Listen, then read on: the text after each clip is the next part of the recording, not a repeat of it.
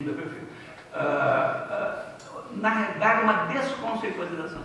Uma vez numa banca, eu me lembro que eu estava comprando desconceitualização e a minha bibliotecária falou: eu não aceito essa argumentação, porque o senhor está dizendo que eu uso pouco conceitos, o meu modelo é fulano. Como falou de uma maneira um pouco enfática demais, eu não gosto de interferir quando está respondendo, não era nada.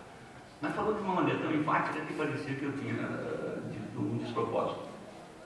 Eu fiz uma pequena intervenção e falei: olha, eu cobrei conceitos, você está exemplificando com modelos. Modelos não são conceitos, conceitos não são modelos.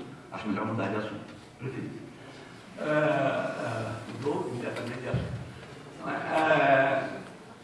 Então, isso nos permite situar, de certo modo, situar a nova história dentro dessa perspectiva.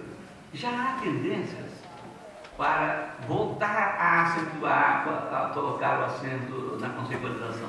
Se vocês pegarem um dos mestres da nova história, que é o Ginsburg, os últimos livros do Ginsburg mostram claramente uma tendência de dar volta à conceitualização, à valorização da conceitualização. Claro que ele não diz isso.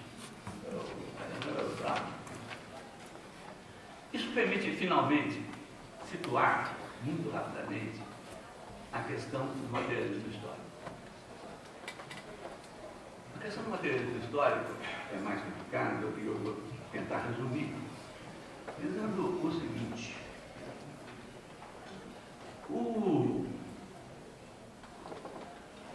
as ciências, a história das ciências sociais mostram que elas aparecem recortando esferas da existência que, naquele momento histórico do século XVIII, fim do século XVIII até o início do século XX, se tornavam exigentes para a explicação científica.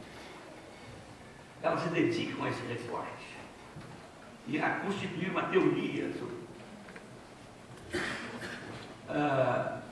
A história trata de todos ao mesmo tempo, porque tem que chegar ao unívoco, ao acontecimento, ao não repetitivo. Então, o que normalmente a história da ciência não indica é que é um pressuposto, mais uma vez um pressuposto. Nisso que é preciso considerar. Qual é o pressuposto? É que as ciências nascem e se desenvolvem, ciências sociais.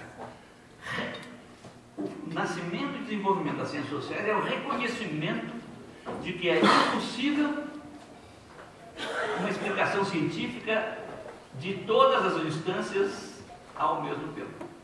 Uma explicação simultânea de todas as instâncias. Tanto que cria uma ciência para uma instância. Ora, isso permite entender o marxismo, o materialismo histórico, do ponto de vista da história, do ponto de vista da sua constituição.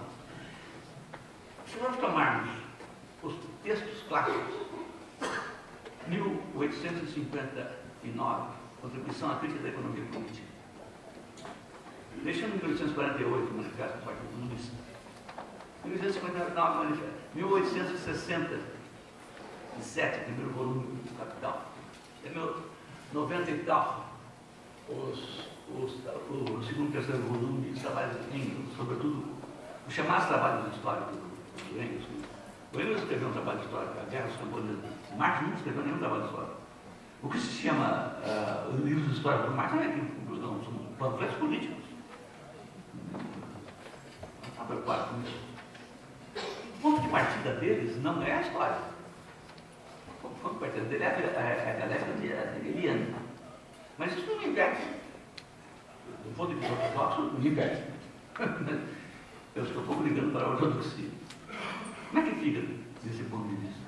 Se nós pensarmos do ponto de vista da história, o que é materialismo histórico? É uma explicação da história. É uma explicação que em determinado momento, em certo contexto, passou a ser uma explicação considerada científica, a ciência da história. Por que isso aconteceu? Isso aconteceu na União Soviética, é uma coisa que não dá tempo de entrar em direito. É uma loucura. O Marx também dizia sempre científico. O Engels do socialismo utópico ao socialismo científico. O Marx não fala ciência, porque ninguém escapa do sistema. Ninguém. Ele é um homem do século XIX. Ciência é o valor supremo. Ele não pode dizer o que ele está fazendo na ciência. Sem contar que ele é um alemão, meu alemão.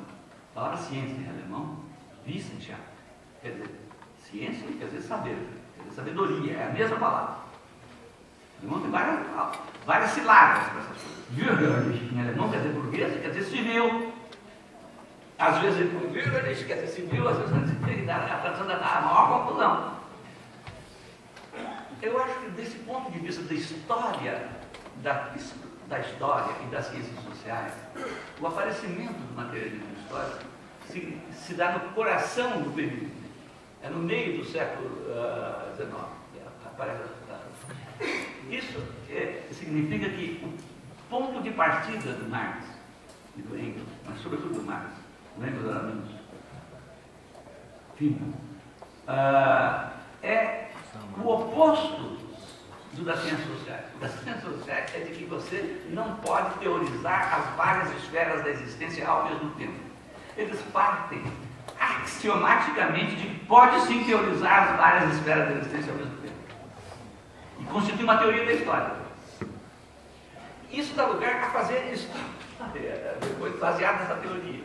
Que isso tenha se tornado ciência da história e levado a informações é um outro problema. Se nós considerarmos como uma teoria da história, entre outras, nós podemos entender por que no grupo dos análises, que se apresenta, sobretudo da terceira parte da nova história, apresenta como sendo coisa do marxismo, do materialismo histórico. Mas nos análises teve marxistas, Pierre Vilar permaneceu o tempo todo, até morrer. Não é? Por quê? Porque é uma teoria da história. Basta que ele não quer dizer que é a teoria da história, e muito menos que é a ciência da história. Já falei que não é a ciência da história? Vejam bem. Se fosse a ciência da história, nenhuma revolução, depois da Revolução Soviética e da consolidação do socialismo, do comunismo na União Soviética, nenhuma revolução tinha fracassado. Porque a história é uma ciência, como química. Todas as revoluções é só aplicar a ciência.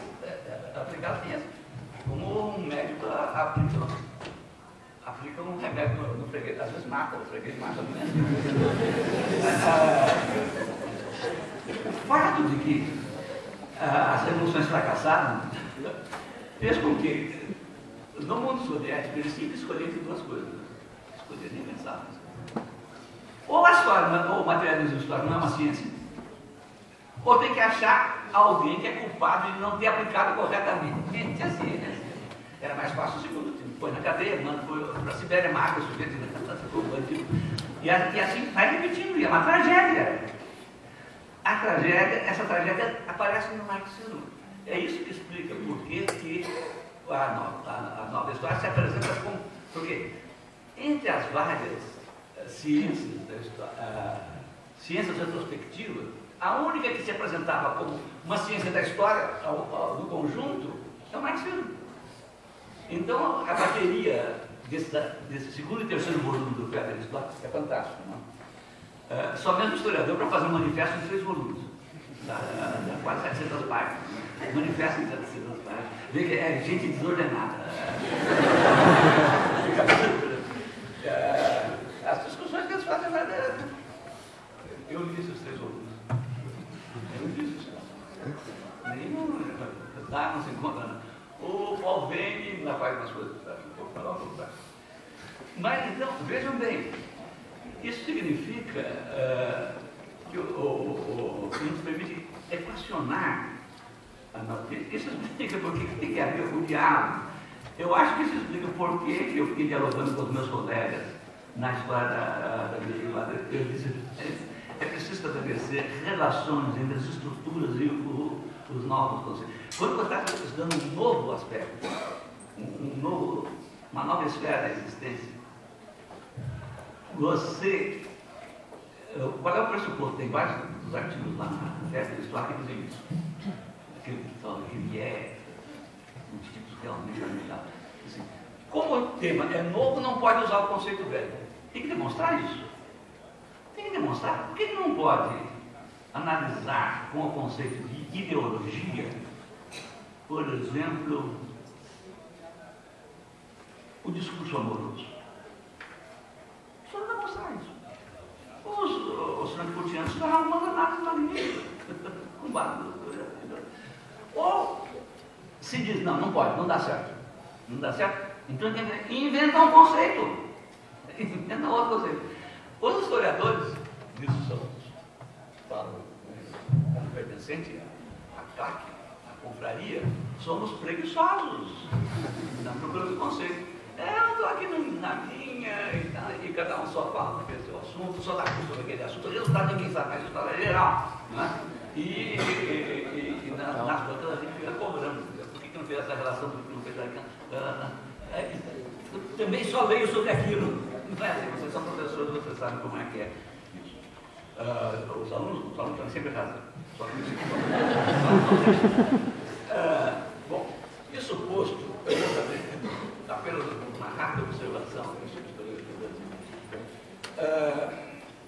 Nós, o Rogério e eu fizemos essa introdução, selecionamos 40 textos sobre nova história, alguns discutindo materialismo histórico, nova história, e fizemos essa introdução que são reflexões em torno do problema, procurando discutir o conjunto. Não é para resumir os textos. Na introdução nós temos de uma maneira que pegou mal, evidentemente. Pareceu arrogância, mas não era. Então nós daríamos com o leitor dessa introdução, lesse todos os textos e depois relesse a introdução. Porque o que nós estamos dizendo aqui não está nos textos. Nós estamos tentando fazer reflexões para além dos textos para avançar.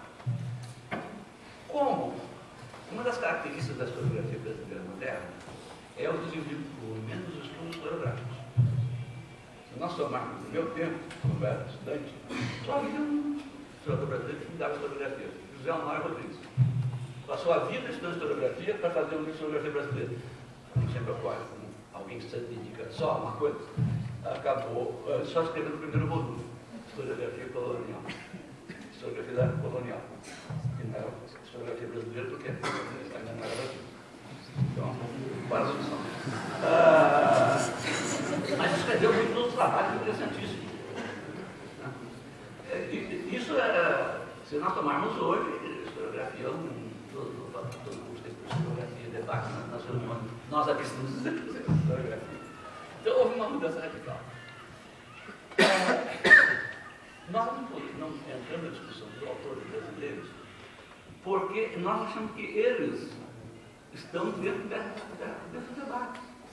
Estão dentro dessa mesma. Nós estamos tentando fazer um debate, uma reflexão em torno do conjunto. E também não dava tempo que nós queríamos pegar textos. Escolhemos alguns textos importantes. É claro, os textos clássicos estão aí, são traduzidos. Começar pelo Fernando Duarte. Mas nós tomamos textos de autores não traduzidos. Do alemão, tem um Vasco, o Lava, tem textos notáveis sobre a nova história. Achamos que com isso, quando foi publicado no livro também, isso ajuda no debate. E dissemos, não entramos nesse debate no Brasil. Não. Isso calhou mal, houve até quem se manifestasse, que era uma atitude horrível. Eu não entendi bem por quê. Nós estamos apenas querendo participar do debate, só isso. Mas sabemos perfeitamente que a historiografia brasileira atualmente tem um setor de discussão historiográfica muito importante, não. Eu queria, esse problema de discutir, esse é um dos temas a discutir na historiografia brasileira. O que é específico nos nossos debates historiográficos? O que é específico nos nossos debates historiográficos? Eu não vejo muito isso. Por exemplo, a questão da desconceitualização e da narração aparece da mesma forma, aqui ligado ao marxismo. Vou dar um exemplo. sobre a escravidão. Os debates até os anos 70, 80. Gloriander, o Cardoso, eu mesmo, outros, tem outros lá. Discutia-se o sistema escravista. Discutia-se a distinção entre escravidão e escravismo. Saiu de moda. Entrou em moda, outras coisas importantíssimas. A família do escravo, a vida do escravo, outra escrava, tudo bem. Magnífico. Tem até o livro Ser Escravo no Brasil, em que um colega brasileirista me falou: Fernando, tem um capítulo sobre a festa do escravo, outro sobre a família do escravo, outro sobre a roupa do escravo. Não tem um capítulo sobre o trabalho do escravo.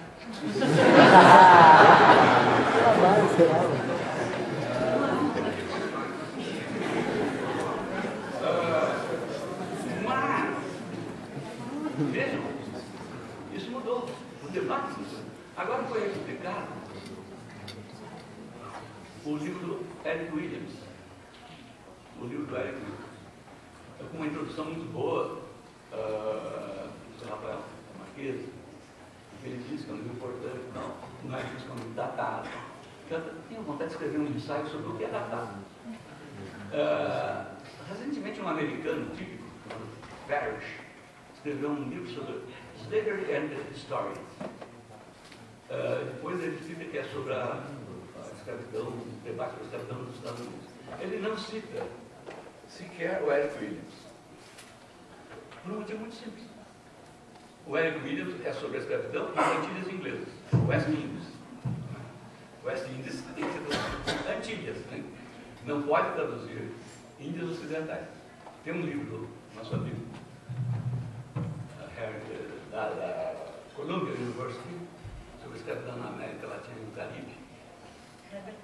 O Klein, Herbert Klein, foi traduzido aqui e eu falei para ele: mas é uma loucura, você precisa mandar tirar essa editora. Tem dois erros na tradução. Toda vez que está escrito West Indies ou Índias Ocidentais, está errado. E toda vez que está Sugar Mill, ele põe moinho de açúcar. Um livro sobre a escravidão no Brasil que não fala, a palavra engenho não aparece no livro. É moinho de Sugar Mill, moinho de açúcar. Ele falou: não vou tirar, tá bom. É um dos últimos livros que discute as interpretações gerais. Esse Parrish não quer saber. É o que eu estava falando. Do seu assunto, não sabe nada para fora. Então, ele não percebe que o livro toma, mas é uma explicação das relações entre capitalismo e escravidão.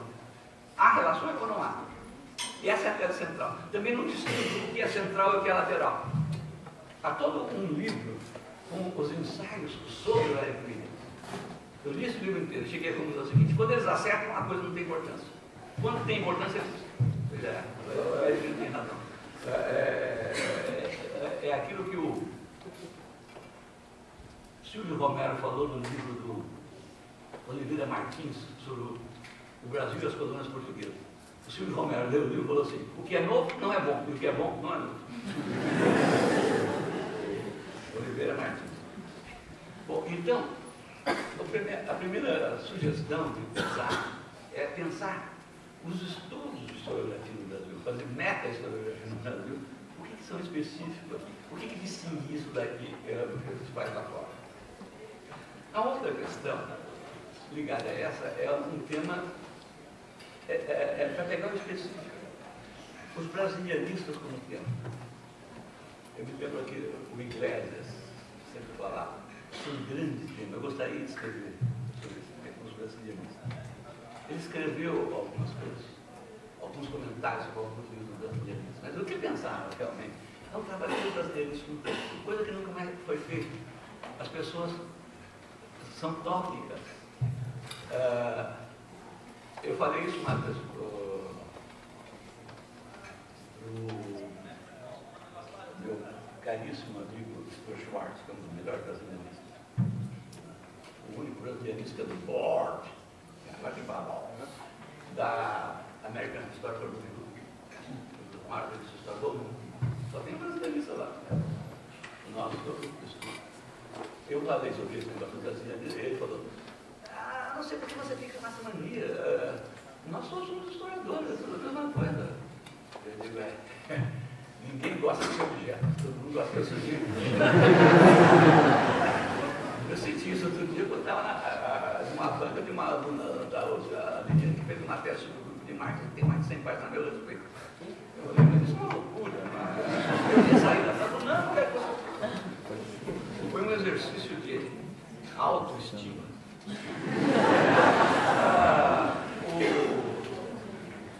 Depois eu conversei com o Chivago, você não escreve, você diz 2 pontos.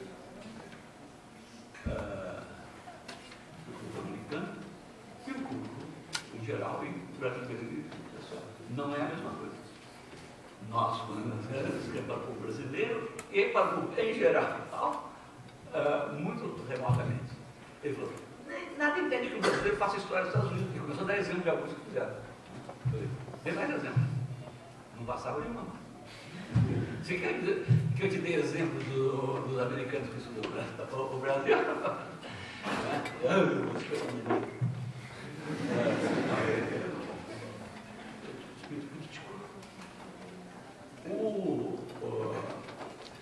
A primeira questão é a seguinte: o que é brasileirismo? Brasileirismo não é estrangeiro que escreve sobre o Brasil. Brasil é um fenômeno cultural da vida acadêmica dos Estados Unidos no século XX, a partir de um determinado momento, na segunda metade do século XX. Por vários motivos que se pode explicar, começaram a estudar o Brasil. Uma coisa a se destacar: dentro do brasilianismo, os historiadores têm um destaque enorme, não só quantitativo, como qualitativo de importância. Veja, o brasilianismo no porte da American Historical Review. Não tem grandes revistas de economia, um especialista, um economista, a Ray Jordan, o Sr. Lex, sabe por quê? Sabe porque são historiadores, história é mais importante. A história é mais divertida, né? Eles escrevem coisas assim. Então, há pouco tempo saiu um livro enorme, O Brasil dos Brasileiros. Fiquei pasmo. Foi uma reunião feita em Woodrow Wilson Center em Washington. Convidaram brasileiros, americanos, historiadores, cientistas sociais, tipo, até europeus, até tinha um alemão lá, e cada um falou sobre o que quis, sobre o que estava fazendo. Fez a sua propaganda, procurou o seu público. Tudo isso financiado pela Embaixada Brasileira. Eu conheço pessoas que participaram disso. Houve alguns lances um pouco tenebrosos.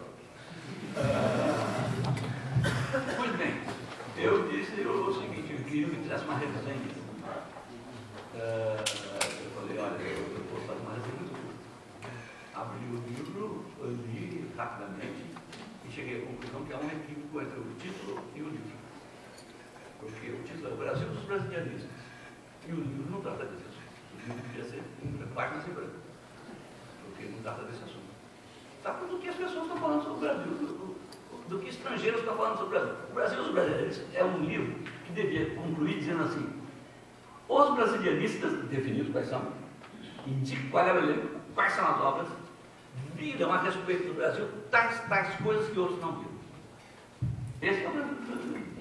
Se não é capaz de fazer isso, faz reunião em Washington, uma viagem e tal, pode ser engraçado, tudo bem, mas não nos perturbe. Uma última questão que eu acho específica da historiografia brasileira é o que se poderia chamar historiografia colonial. Sabem que essa desconceitualização, um exemplo típico dessa desconceitualização da nova história é o abandono de sistema colonial para império. Por um motivo muito simples. O sistema colonial é um conceito. O império é uma designação. Então, ao se flutuar de sistema colonial para império, abandona, se desconceitualiza o discurso do historiador. Não quer dizer que seja pior os trabalhos, pode ser melhor. Mais juízo de valor. Mas é um exemplo. A colônia não era Brasil. Evitar o anacronismo em história nacional é muito difícil. É difícil evitar o anacronismo. E ele sabia do que estava falando. A história da França é a história tradicional. Da França é um anacronismo. A história da França não começa na Gália Romana. É uma coincidência. A Gália tem a ver com a história da França, como a Panônia tem a ver com a história da Hungria.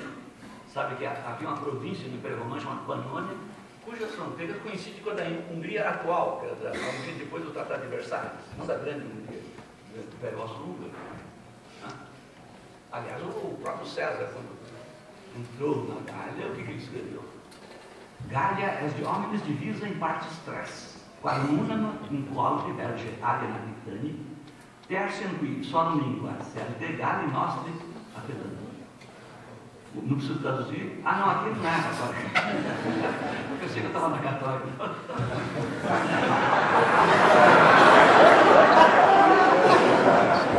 Portanto, não existia Gália. Não diz em partes estranhas. Júlio César, o imperador. Nunca foi imperador. Outro dia eu fui ouvir, estava numa recepção, um sujeito começou a aula dizendo o imperador Júlio César. O homem morreu porque ele não foi imperador. Vai o historiador chamar o homem imperador, está reprovado. Não é? O que eu quero dizer é o seguinte: o que é a história do Brasil? Dizer que a Diária de Cabral é a descoberta do Brasil. Não estava encoberto, não podia ser descoberto. Dizer que a carta de caminha é a certidão de batismo. Dizer que o Jequimão, do Maranhão, é um precursor do Tiradentes. Não tem nada contra o Maranhão, acho o Maranhão uma cidade lindíssima. E o Maranhão lá tem um lar, aliás, muito bonito, que se chama Jequimão com Q-U da África. Mas ele queria, chegou o governador, mudou de volta para Lisboa, mandaram um outro governador que mandou ir trocar. Mas qual era a reivindicação? Ele queria que o governo tirasse os jesuítas porque atrapalhavam a escravização dos índios. E queria que desse liberdade quem quisesse trazer escravos para o Maranhão, e ele só podia vir pela companhia de comércio, e era o preço era muito caro. Esse homem não pode ser precursor de Tiradentes. Eu gosto muito do Maranhão, a única restrição que eu tenho ao Maranhão é que de vez em quando eles mandam para o Brasil Central estadistas.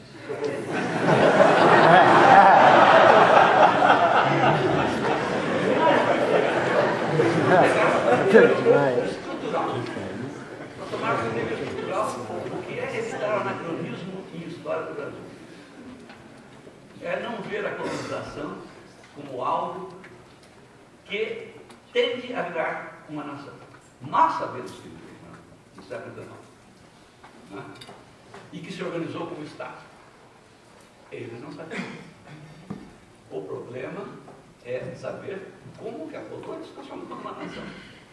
A colonização, o fenômeno da colonização, a colonização portuguesa no Novo Mundo é, ao mesmo tempo, a dificuldade é essa, ao mesmo tempo, simultaneamente, história de Portugal e pré-história do Brasil. É claro que os historiadores portugueses querem insistir no primeiro lado da história, e nós queremos insistir no outro. Na separação, nós insistimos na ruptura, eles na continuidade. Adoram dizer: ah, foi o rei que veio para cá, foi o nosso rei, foi o rei que veio para cá. O Brasil é uma criação de Portugal, claro que é uma criação de Portugal. Mas, para existir como tal, teve que romper com Portugal. Isso me lembra, nessa idade que eu estou falando, quando eu fui a Portugal em 78, estava fazendo uma palestra na Universidade de Lisboa. Não estava marcado, não, estava lá mesmo.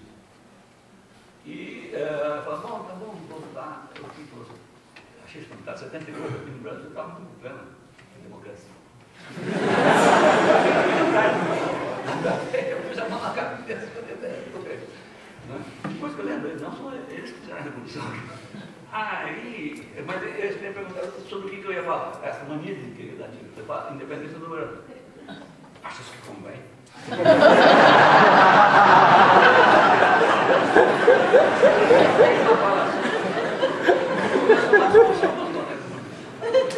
Então, na conclusão, nunca parava. E nós estamos várias horas depois, vamos tomar um vinho, que aliás é ótimo. Porque nós, não adianta, nós falamos de posições diversas. Falamos na mesma língua, mas de coisa diferente. Vocês insistem, eu não estou negando essa coisa, vocês insistem sobre eu insisto sobre a cultura brasileira. Não vou ficar na superfície dos acontecimentos, não. Então, o problema é saber como é que a colônia foi se transformando, como, quando, onde, por quê. É o interessante. Isso é que é um movimento da colônia. Não é só porque cresceu a população, porque apareceu o agro, mas também essa tomada de consciência que é muito lenta no Brasil. Comparem o Brasil com a América Espanhola. A América Espanhola, desde o século XVI, os colonizadores que nasceram na América Espanhola se chamavam assim mesmo criolhos. Sabem que criolho não pode traduzir por crioulo. Crioulo em português é o negro. E criolho na América Espanhola é o espanhol nascido na América Espanhola. Aqui no Brasil não há nenhuma palavra para designar o povo nascido no Brasil, o português nascido no Brasil. Não existe. A única palavra que existe a partir do século XVII, fim do século XVII, a palavra, meados do século XVII, a palavra reino, é para designar o português nascido no reino. Quer dizer, os hispano-americanos tinham uma consciência deles mesmos, da sua identidade positiva. Nós outros somos criolhos. Os luso-brasileiros tínhamos uma noção negativa. Nós não sabíamos o que somos, o que éramos. Sabíamos o que não éramos. Nós não somos legais. Isso tem muito a ver com o fato de que a independência, a separação na América Espanhola foi uma revolução, que no Brasil foi um ajuste. Mas isso não tira a importância do fato de que uma nação se transformar, uma colônia se transformar numa nação, isso é uma revolução, sim. É uma revolução estrutural. E é, ao mesmo tempo, conservadora. Ela foi feita pelo senhoriado brasileiro para conservar a situação criada pela vinda da corte, que aqui é tudo muito original. E nós continuamos sem saber direito o que somos. Os historiadores do período colonial, os peronistas, são grandes temas. Em que medida eles expressam essa tomada de consciência? Eu acho, só para provocar, que deve fazer estudos. Não só estudos tópicos, tem sido feito alguns estudos muito bons. Recentemente foi feita uma edição crítica do Frei Vicente, que é notável, muito bem feito. O professor que agora é professor em São Paulo, na Letra. Tudo bem, mas além dessas questões tópicas, vamos pegar as coisas comunistas e ver a tomada de consciência desse mesmo. Eu tenho uma hipótese que é completamente avultada, e que é a seguinte: a historiografia, livros de história, não é todo livro que está falando, livro de história, cronistas, marcha um pouco no sentido contrário do movimento da história. O primeiro que faz na história, faz a história do Brasil propriamente, porque os outros é geografia, não. Gandara é mais livro de geografia que livro de história, fala mais papagaio, de palmeira, mas eu não tinha muita palmeira, não. Palmeira veio da África, não certeza. O Frei Vicente tem a ideia de que o Brasil não tinha nenhuma unidade em 1827. Ele tem a ideia de uma unidade. Unidade que não havia. Os cronistas do fim do século XVIII são todos regionais. O último geral, 1718, é o... História... Como é que chama? Agora não tem. Mas os grandes cronistas do fim do século XVIII é do Sul, é de São Paulo, é da Bahia, do Nordeste, é do Maranhão, do Rio de Janeiro, de Minas. São as grandes crônicas, as grandes textos. Não tem a visão de conjunto. Quer dizer, a historiografia se regionalizou. Quando o Brasil, a tendência da história do Brasil, por causa de Minas Gerais, o abastecimento das Minas Gerais tomou, teve uma importância fundamental. Por isso que a capital veio para o Rio de Janeiro e a coisa começou a funcionar em Deus. A tendência econômico-política, era para a unidade, a historiografia foi para a regionalidade. Esse é um problema muito bom para se pensar a historiografia brasileira. Os cronistas da colônia, os nossos historiadores, para nos encontrarmos um pouco, não continuarmos perdidos.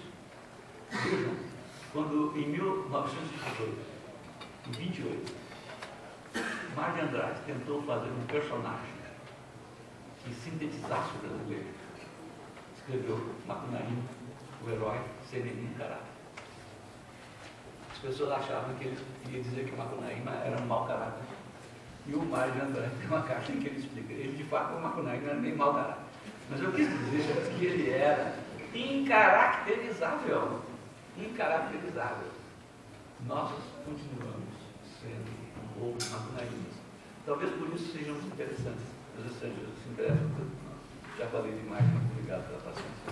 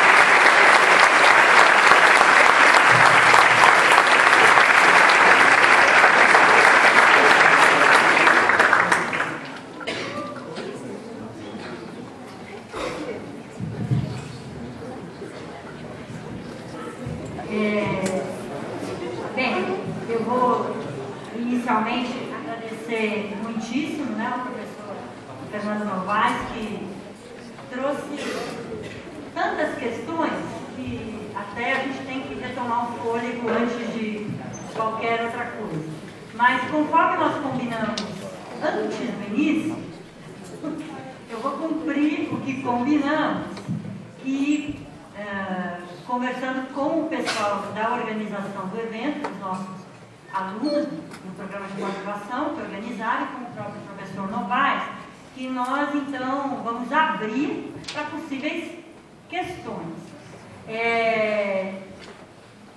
Eu sei que diante de tantas possíveis questões abertas pela fala do professor Novaes, pela conferência, de qualquer maneira eu vou abrir, mas a gente vai pôr um teto aqui. Também não sei, né, porque são tantas possíveis questões que eu não sei como é que vocês, né, nós todos que escutamos, como vai ocorrer isso. De qualquer maneira, são 8h15. 9 Bem, em primeiro lugar, então eu vou abrir para possíveis questões e também quero agradecer muitíssimo a presença de todo o público e parabenizar, né, nossos alunos pela iniciativa de organizar o primeiro encontro de pesquisa em História do nosso programa de pós-graduação, realizado pelos nossos alunos e principalmente os alunos que organizaram o evento. Então eu quero cumprimentar vivamente a todos os nossos alunos e passo a palavra a vocês. Eu vou tentar organizar.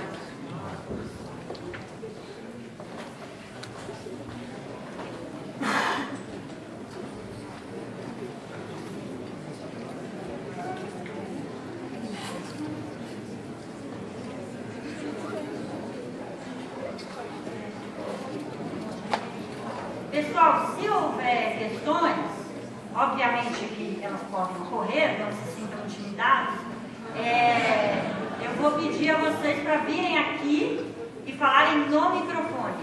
porque o auditório é muito grande, tem muita gente para ficar complicado. De preferência, não sei se vocês falem de pé e bem alto.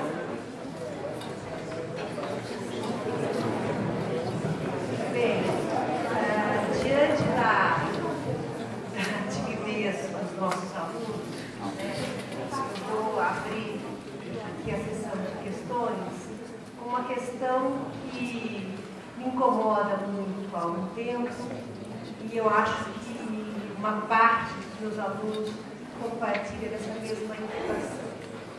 Bem, o professor falou dessa conferência, dessa conversa em Portugal, em que pontos de vista diferentes sobre a independência foram colocados e o que impediu, né, um consenso entre as posições. Hoje, a historiografia brasileira não é mais influenciada pelos franceses. Não sei se eles envelheceram, né? Mas o fato é que nós vivemos um período de grande influência da historiografia portuguesa. Eu acho que as principais referências hoje para nós, historiadores da colônia, são os portugueses. E há uma confluência, uma convergência de interpretações a respeito do nosso passado colonial, a respeito da história de Portugal, a respeito do Império Português. Eu acho que pela primeira vez, portugueses e brasileiros estão vendo o Brasil colônia com uma perspectiva muito parecida. E eu acho isso um pouco preocupante, porque eu acho que, né, periferia e centro são pontos geográficos diferentes. Né? E eu gostaria que o senhor falasse um pouco disso, né? O que está acontecendo com a historiografia brasileira?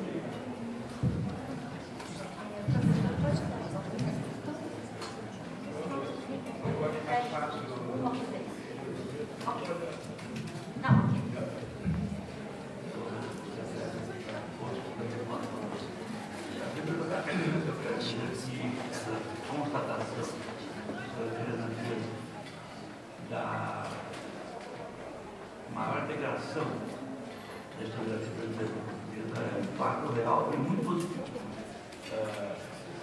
Não sei se a literatura francesa hoje é tão acentuada como a professora afirmou, talvez não tanto, mas certamente não é como era antes, quase que avassalador. Não é por dois motivos. Por grande influência dessa historiografia norte-americana e, no caso específico da colônia, não da história brasileira em geral. No caso específico da colônia, a maior integração com Portugal. Isso é ótimo.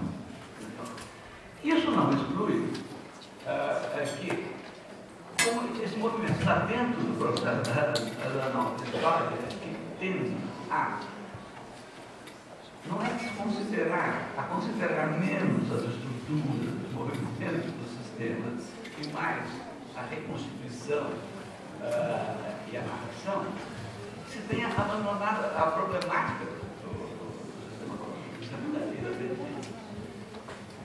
Quando falo em sistema colonial, isso está ancorado numa visão que liga a formação da colônia, o mal, sempre pensou nisso no tempo de economia, história econômica. E tem que fazer um rápido parênteses. A questão da ênfase da história econômica, eu penso muito na introdução do governo. Não é exatamente isso, mas não leva na devida conta dos outros aspectos.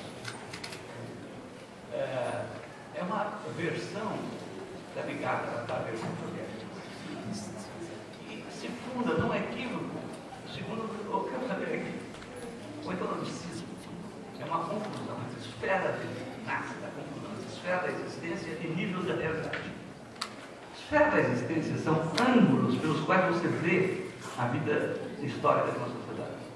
Nível da realidade são estrutura, conjuntura, evento. Para os cientistas. Para os historiadores, é longa duração, média duração e acontecimento. O economicismo nasce da identificação de um nível de realidade com uma esfera da existência. Essa esfera da existência, a esfera econômica da existência, é estrutural, as outras não. Todas as esferas da existência têm níveis de realidade diferentes. Existe uma estrutura política, uma conjuntura política, um acontecimento político. Se você não mistura esfera da existência com nível, desaparece o problema da morte. O sistema colonial, está ligado, foi nas suas apresentações mais ligado à economia, mas ele não é a colonização é um fenômeno global. Como fenômeno global, ele está ligado à formação do capitalismo, que é um fenômeno global também, não é só a economia. Não é só a economia capitalista, é a sociedade moderna, que tem, nas suas várias fases, tá? Ela cria periferias, que é a neve. Esse é um ponto de partida para analisar a história. Não quer dizer que fecha a história. Não quer dizer que você vai levar uma coisa aqui e lá. Desconsiderar isso, eu acho que não quer dizer que ao pegar o império, ou como é que funciona a administração, não é bom. O problema é que relaciona. Vou terminar rapidamente com um exemplo. Tomemos, para ver como é que claro, cada escravidão. Em 1766, o Marquês de Pombal aboliu a escravidão em Portugal. Estamos um estudo, eu e o professor Falcon, sobre esse alvará português. É notável isso, porque ele mistura teorias econômicas da época para justificar o injustificável. Muito engraçado. Ele diz que a escravidão tem que ser abolida em Portugal. Não pode ter sido, senão não se desenvolve e não se moderniza. Não progride e chega ao nível da Europa. Ela tem que ser mantida no Brasil. Porque o Brasil é agrícola, aí ele pega o argumento do Wakefield, aqui tem muita terra e pouca gente. Então, veja como existe colônia e metrópole. A mesma instituição e uma instituição chave da sociedade. Necessariamente tem que abolir lá e tem que desenvolver aqui. A ginástica que ele faz, o texto anotar. Isso desaparece quando no Império. Os portugueses gostam de ler assim. Sobre outro assunto aqui em Portugal, já vou. E falou assim, os portugueses alimentaram várias vezes e os tributos, os impostos pagos na colônia eram os mesmos pagos em Portugal. Pela terceira vez que o nosso amigo falou isso, o meu falou, o que está querendo dizer com a minha exploração? A exploração da colônia pela metrópole não é através de tributos, não, tributos era o mesmo. É através do monopólio do comércio.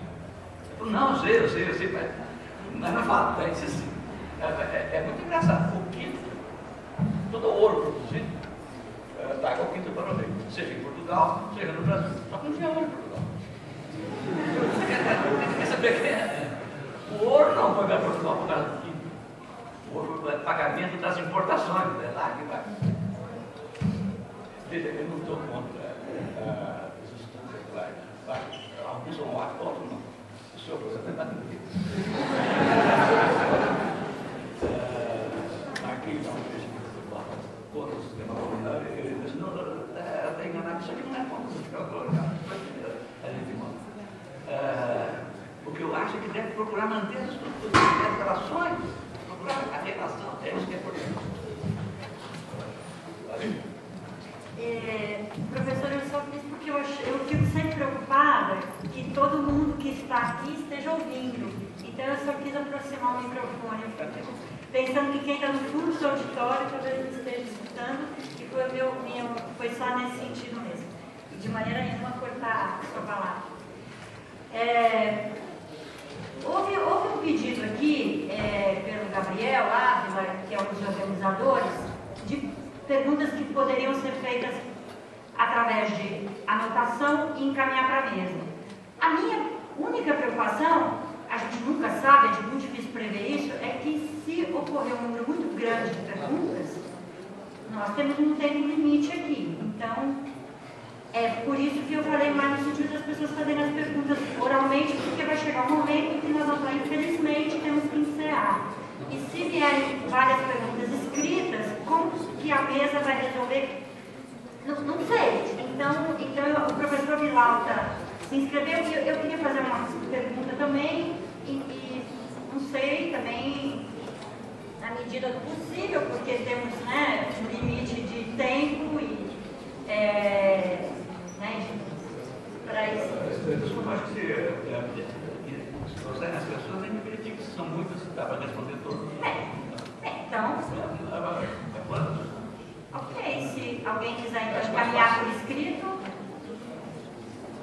enquanto essas duas primeiras, e aí eu recebo as pessoas. Num determinado momento sobre o papel de Minas na Constituição do Estado e da nação brasileira. E eu queria que o senhor desenvolvesse um pouco essa sua avaliação, né? Sobretudo como isso aparece na historiografia, né? Que eu acho que talvez na própria historiografia brasileira isso não mereça um cuidado devido. Né? Eu sou suspeito para falar disso, porque eu sou paulista, radicado aqui, já sou mineiro, né? E ao mesmo tempo, eu estou me lembrando de uma afirmação do Tiradentes, que, usando um termo que aparece dicionarizado tanto no todo, ele dizia que os masongos também sabem governar. Né? Então, se o senhor pudesse desenvolver um pouco a sua avaliação sobre isso, seria muito interessante. Eu dizer o seguinte, especificamente sobre o Tiradentes. O personagem, tem vários aspectos. Entretanto, eu acho que não se pode deve estudar o Tiradentes. Como é que foi feito o mito do Tiradentes? O desenho, porque tudo isso é correto. Só que a pergunta que deve permanecer é por que foi mitizado. Não se mitizam outros. Não se mitizaram outros. O que ele fez, a participação, a vivência histórica dele, deu lugar